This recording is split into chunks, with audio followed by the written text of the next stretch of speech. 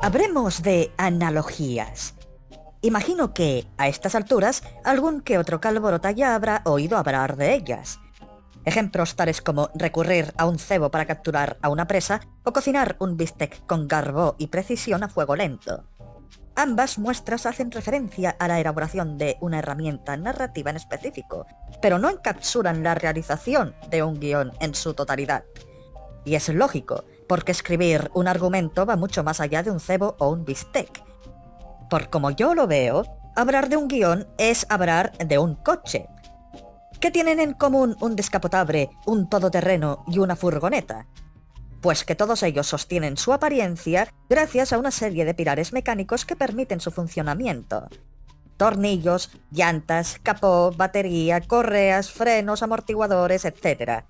Todos estos ejemplos y muchos más contribuyen a la realización de un vehículo, permitiendo que cumpla su trabajo como corresponde. Y un guión es, como ya se imaginará usted, 3/4 de lo mismo. Diálogos, personajes, conflictos, foreshadowing, MacGuffin, inicio, nudo, desenlace, etc. Ambos ejemplos necesitan de todo esto para funcionar, porque de lo contrario serían defectuosos. Una llanta desinfrada equivale a un personaje mal desarrollado, y una luz trasera disfuncional equivale a una laguna argumental. Pero, ¿cuál es el equivalente literario de un motor y o una batería? Recurrir a los primeros 4 números de Los Picapiedra me permitirá responder esa pregunta a base de bien. Antaño fue una de las series de televisión más exitosas de los 60, acompañada de productos tales como Scooby-Doo, Los Supersónicos o El Oso Yogi, que fueron más o menos populares dependiendo del caso.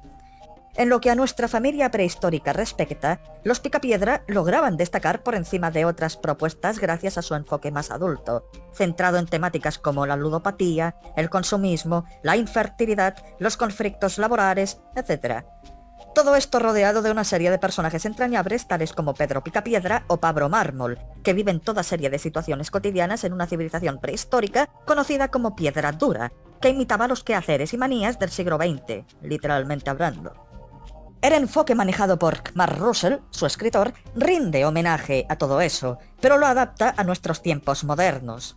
Lo cual, imagino, puede preocupar a algunos de los presentes, siendo que esta clase de ideas suelen cantar demasiado o, directamente, fracasar estrepitosamente. Y lo haría de no ser porque Russell posee un motor en perfectas condiciones para dar rienda suelta a estos personajes. El esquema de cada número suele ser casi siempre el mismo.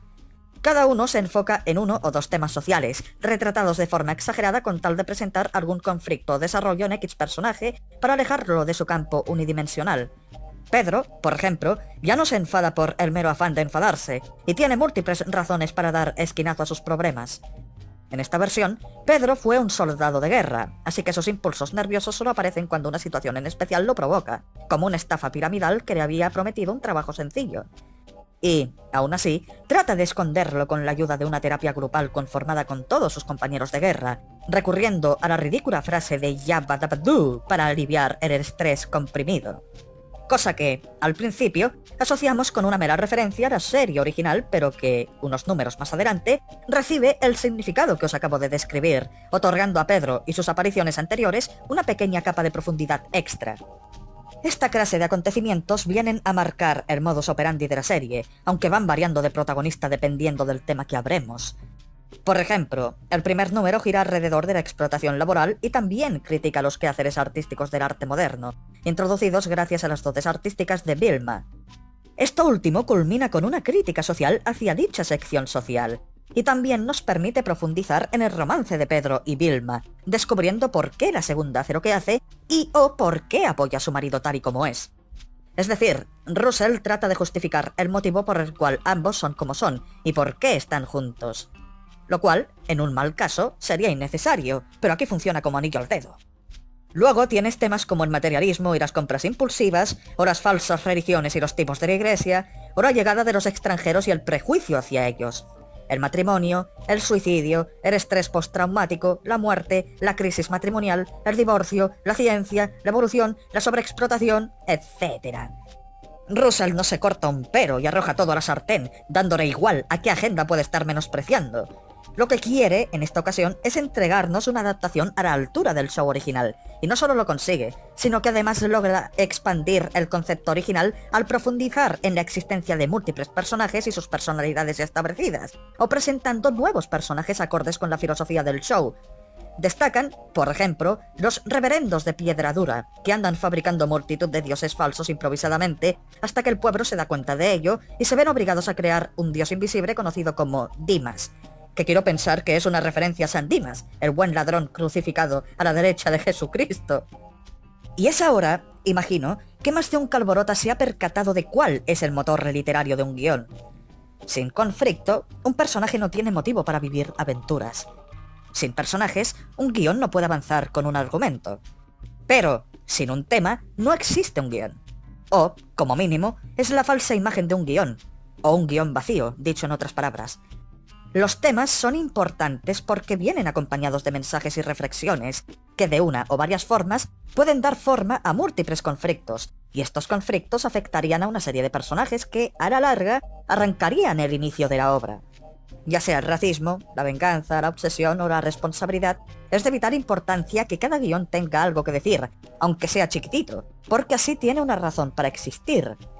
Es decir, Russell sabe que los Picapiedra van mucho más allá de una animación oxidada o un yapadabadoo. Ellos destacan de la misma forma que destacaban los Simpson cuando aún tenían algo que decir.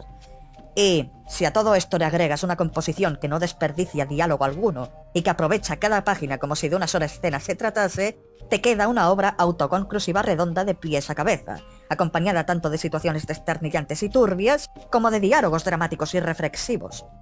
En ese sentido, casi todos los personajes aportan algo de calidad dinámica a la sartén, ya sean aquellos situados en primera fila o aquellos que se mantienen más lejos del enfoque principal, pero que siempre tienen algo sustancial que decir o aportar, ya sea a nivel visual o textual. Un ejemplo opuesto a lo ya descrito sería el señor Rajuera, que, si bien desencadena a uno de los temas principales del primer número, no difiere demasiado de su contraparte animada, siendo el jefe malhumorado de Pedro y una variación rocambolesca del señor Barnes. Pero aquí está la gracia. Nada es lo que parece en esta miniserie de 12 números. Mirad lo que Russell hizo con el Yabadabadoo o lo que ha hecho con Vilma o Pedro. No quiero adelantarme a nada, pero digamos que el señor Rajuera es uno de los mejores personajes de la función y una de las sorpresas mayúsculas más gratificantes de una obra ya excelente en sí. Pero esa es una historia que os contaré en otra ocasión más adecuada.